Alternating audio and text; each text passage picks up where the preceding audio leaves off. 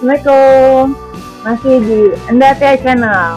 Ya, teman-teman, saya agak jauh nih. Agak jauh dari Bekasi maksudnya. Saya meluncur ke tempat produksi saya, sekaligus tempat kakak saya. Salah satu konveksi di daerah Citerep. Daerah Citerep tepatnya sih nggak jauh dari pasar Citerep ya. Nah, ini saya lagi mau ngobrol-ngobrol nih karena saya pas lagi kesini sekalian produksi. Saya pengen berbicara, share bisnis juga sama kalian, terus berbagi juga di sini sama kalian. Kalau mau menjalin bisnis juga bisa ya nanti ke depannya gitu. Nah, ini langsung aja deh aku kenalin, ini kakak aku, mbak aku, kalau kita orang Jawa sih bilangnya mbak. Mbak Titin ya. Nah, ini Mbak Titin ini yang punya konsepsi yang saya produksi untuk kayak hijab saya, teman-teman. Nah, pas saya lagi di sini, saya lagi diskusi juga, makanya saya sekalian liput juga untuk kalian semua. Ini loh bisnis hari ini mengenai konsepsi untuk kalian. Kenapa saya di sini liput? Ya, karena ya kita memang harus majuin UMKM ya. Nah, salah satunya ini. Yuk, langsung aja kita ngobrol sama Mbak Titin. Mbak, gimana kabarnya? Sehat? Udah biasa, udah lama nggak ketemu. Pas lagi mau bisnis baru kita ketemu ya. Tapi udah ada kontak-kontakan kok lewat telepon. Nah, di Tia Hijab ini sampel-sampel yang saya lagi bawa ini yang nanti yang sedang berjalan produksi ya Mbak ya. Kemarin kan sudah sempat produksi tapi sudah sold out untuk motif kemarinnya. Nah, untuk yang sekarangnya saya produksi di motif yang ini sampel yang saya bawa nanti buat itunya di produksinya sebenarnya Mbak Titi ini ngolah UMKM di sini juga ya, bareng ya, gabung ya sama UMKM di sini itu, teman-teman, gabung sama UMKM-nya Citerep sini. Nah, sama Bogor ya. Oh, areanya Bogor nyakup semuanya tuh, nyakup semua untuk konveksi ya bidangnya ya. Konveksi sama yang kayaknya ada loyang juga deh ya. Nah, ada loyang. Nah, ini kenapa nih? Memang di daerah sini memang UMKM-nya itu digerakin banget ya. Ada loyang apa aja? Ada loyang, ada tapi jenis loyangnya banyak. Ada yang keringan, ada yang keringan itu kayak model kue-kue kecil kayak gini ya? Bukan yang kayak kayak buat nastar ya, cetakan nastar, kayak channel, terus ini ya, ini sampel-sampelnya. yang ini kayak bolu-bolu bolu ya. Nah, ini kayak model open juga mainnya di ini produksinya. Jadi yang gerakin UMKM sini. Saya dengar juga kan UMKM sini itu meliputi orang-orang daerah sini kayak ibu-ibunya ya. Nah, jadi mereka memperdayakan warga home industry, bener-bener warga sekitar. Itu keren loh teman-teman. Saya apresiasi banget hal itu. Karena kan memang UMKM hari ini kan memang harus gerak ya. Gerak dalam arti dari lingkungan kecil kita dulu sampai dengan yang besar. Kenapa saya bilang ini termasuk keren? Nah, daripada ibu-ibunya nggak ada kegiatan ya, akhirnya digerakin sama UMKM ini, termasuk salah satunya sama suaminya Mbak Titin sendiri. Karena Mbak Titin ini pegang untuk CP-nya itu berapa? Mbak? 2 ya? 2. Satu untuk konveksi. Yang konveksi apa namanya? Yang konveksinya namanya Kak Aspot. Nah, dia geraknya lebih di konveksi ya. Konveksi, tapi memang dulunya spesialisnya untuk olahraga sama seragam sekolah. Bola sama seragam sekolah. Nah, tapi karena sekarang banyak permintaan, Mbak Titin salah satunya permintaan dari saya untuk produksi, mengembangkan diri untuk di Tia Hijabnya. Jadi saya masuk di konveksinya keluarga sendiri. Nah, kalau untuk bola sih memang sudah berjalan lama dan dulu main. Nah, ini salah satunya. Nah, ini bola terus macam-macam ya Mbak ya.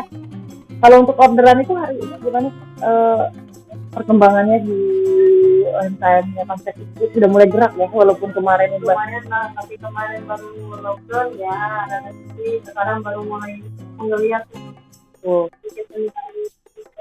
sedikit demi sedikit ya. Berarti sekarang pengusaha konveksi udah nggak bisa milih partai besar atau partai kecil ya.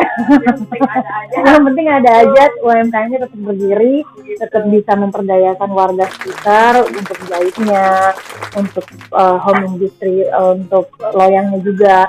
Kalau berarti kalau loyang tuh per yang mau aja di sini ibu-ibunya mereka bikin sendiri ya. Nanti tinggal disortir sama UMKM-nya ya, wadahnya ya.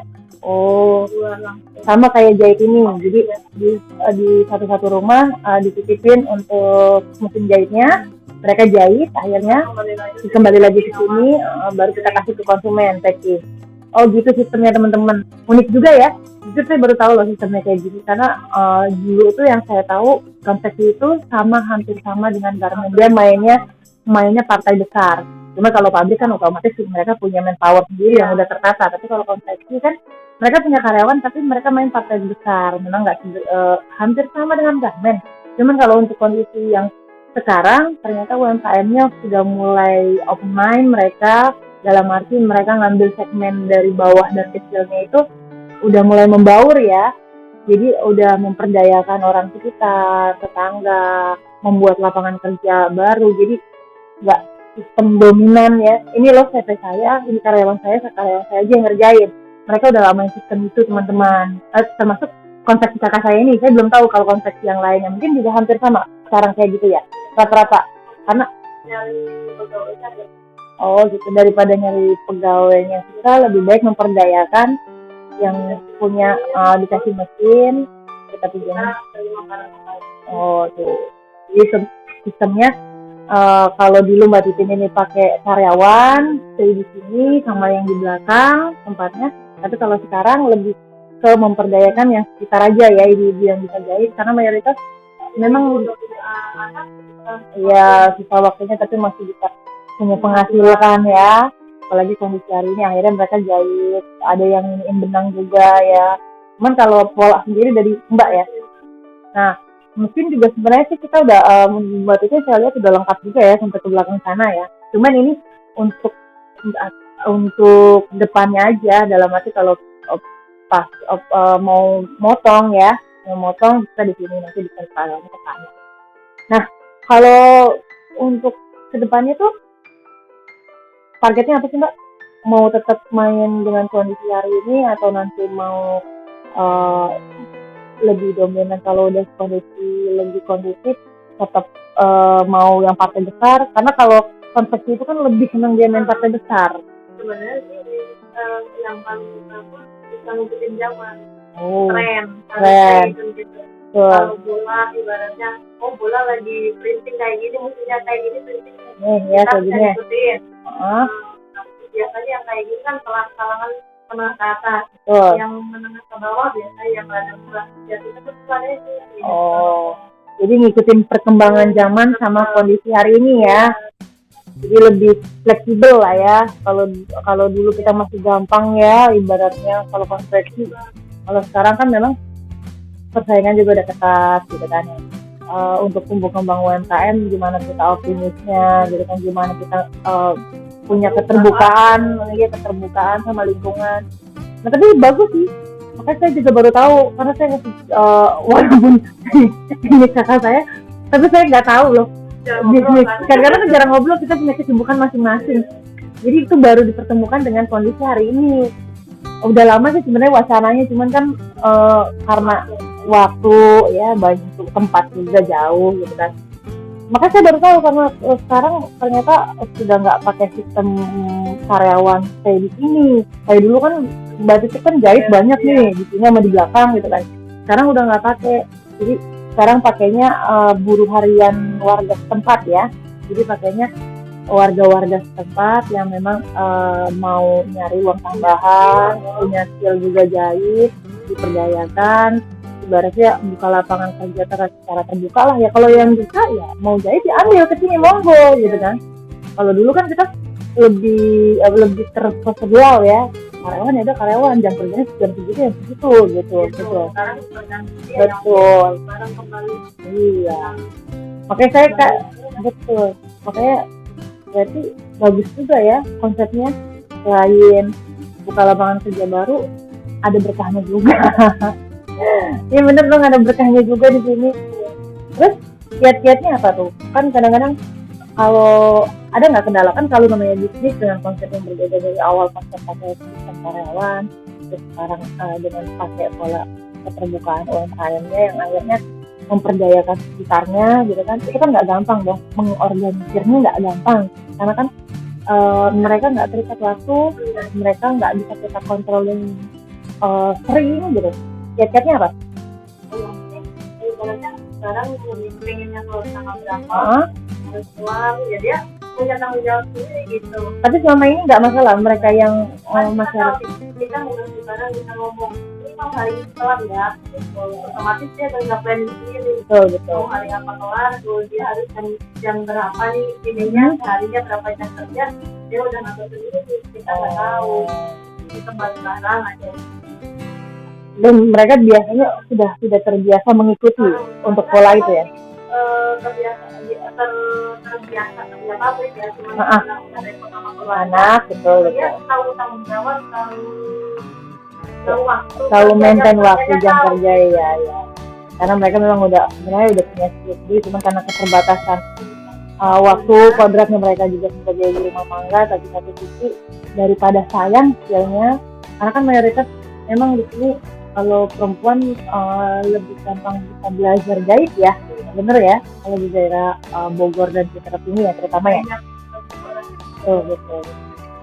Nah kalau untuk market sendiri, kalau semuanya kan oke lah, berarti kan di sini lebih fokus UMKM-nya, karena kemarin juga saya sempat juara UMKM juga ya. Itu di Bogor atau kemana? Kabupaten Bogor. Jadi ada pagelaran UMKM di situ ngedaftarin. Jadi anggota awalnya teman-teman habis anggota ikut lomba. Apa tuh? Gimana perkembangan ini itu habisnya di mana perkembangan enggak? Itu juara akhirnya. Presentasi hasil dari pelatihan itu juara. Terus apresiasi dari Kabupaten Bogor apa sih buat UMKM yang punya prestasi tersebut? Terus?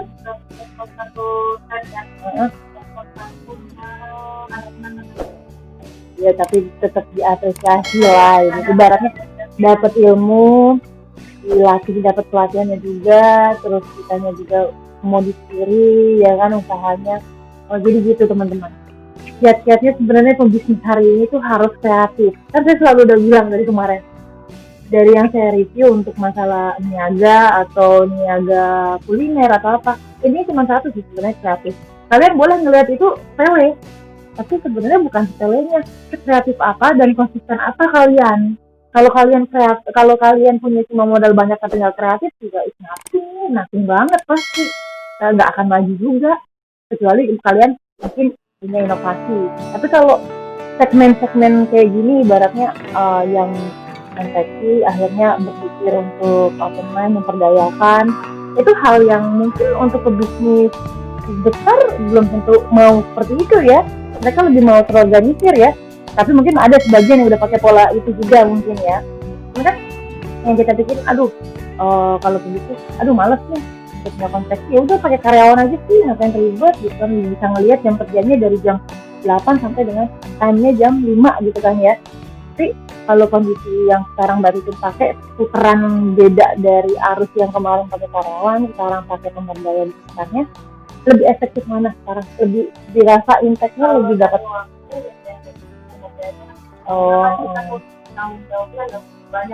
Betul.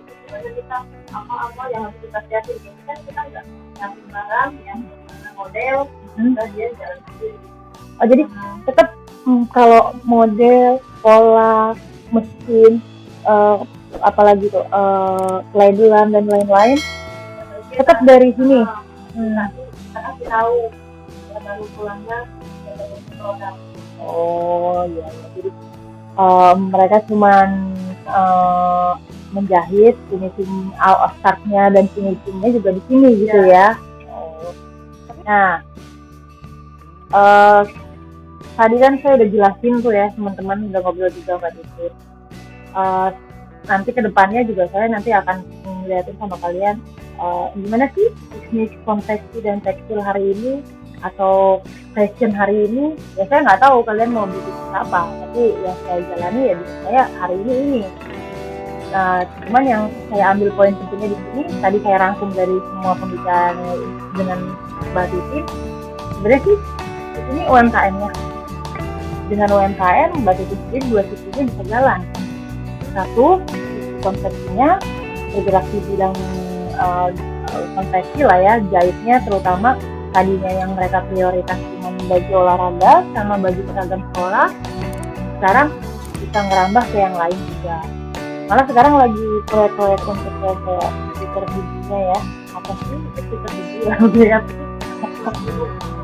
oh iya Twitter lah, agak saya saatnya agak ketinggalan karena umurnya udah agak jauh sama kaum milenial sekarang.